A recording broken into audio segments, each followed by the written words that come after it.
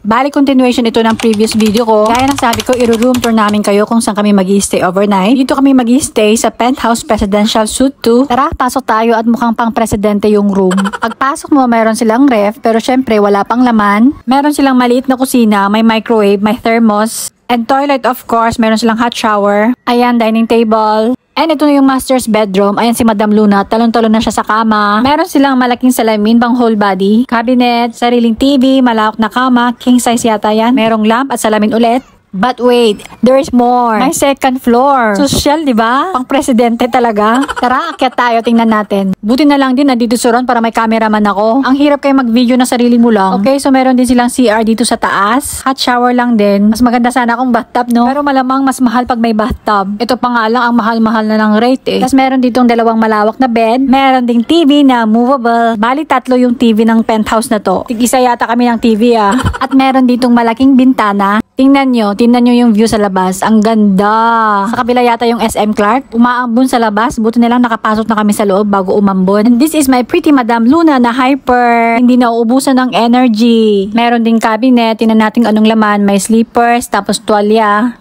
Hindi namin alam kung magagamit namin yan. Ito yung view pag nasa taas ka. Ang ganda mga sis. High ceiling kasi. Loft ba yung tawag sa ganito, no? Kahit minimal lang yung interior design, maganda siya. Habang inaantay namin si Ron na bumili ng food namin, ayan si Madam Luna, hindi nagsasawang akyat baba. Pagod na si Mama kakasunod sa kanya. Plano nga namin pumasyal saglit sa labas. Kaso sabi ni Mama, dito lang daw kami. Kasi dito pa lang ang ganda na eh. And ito naman si Madam Luna, hindi pa rin inaantok. Anong oras na? Hindi rin niya binibitawan si Red Bunny niya. And the following day, alas 6 na ng umaga niyan, bago namin tuluyang lisanin yung pang presidenteng room na yan, tara, silipin muna natin yung swimming pool. Ito, kasama ko si Ron, pababa na kami. And this is it. Ito yung swimming pool nila. Sakto lang yung laki. Pwede na sa family and friends. Pag ganitong oras pala walang tao, malamang tulog pa sila alas 6 kayo ng umaga niyan. Meron din silang upuan, syempre. Pero ang ganda talaga ng pool. Sayang, hindi kami makapag-swimming kasi maya-maya alis na kami. Pupunta na kami ng airport. Inaantay lang namin kasi magising si Luna. Mas maganda yung itsura nito pag gabi. Kasi madaming ilaw. Nga pala, sabi sa lobby kahapon nung nag-check-in kami, pwede daw kami magdagdag ng additional 4 person, pero may bayad na 800 per head. So sa mga naghahanap ng magandang hotel dito malapit sa SM Clark, dito kayo pumunta, Prime City Resort Hotel. Pricey nga lang siya, pero syempre for the experience, pwede na. Meron sila ditong rules and regulations sa pool. From 7 AM to 9 PM lang pala sila. Basahin nyo yan. Finally, gising na si Madam. Ayan, naka-OOTD na siya. Pero bago kami umalis, gusto ko rin ipasilip sa kanya yung swimming pool. Tingnan natin kung ano yung magiging reaction niya. And ito na nga, nakita na yung pool pero parang ayaw niyang lumapit sa pool. Parang natatakot siya. Mas sanay kasi si Luna sa beach kaysa sa swimming pool. Kaya siguro ninibago siya. Gusto ko rin sana nga mag-picture-picture kami dito para may remembrance. Kaso ayaw talaga, umiiyak siya. Ayan, pinipilit ko pero ayan, wala talaga. Kaya bumalik na kami sa room. Ano ba yan, Madam? Wala tayong picture sa mamahaling hotel na to.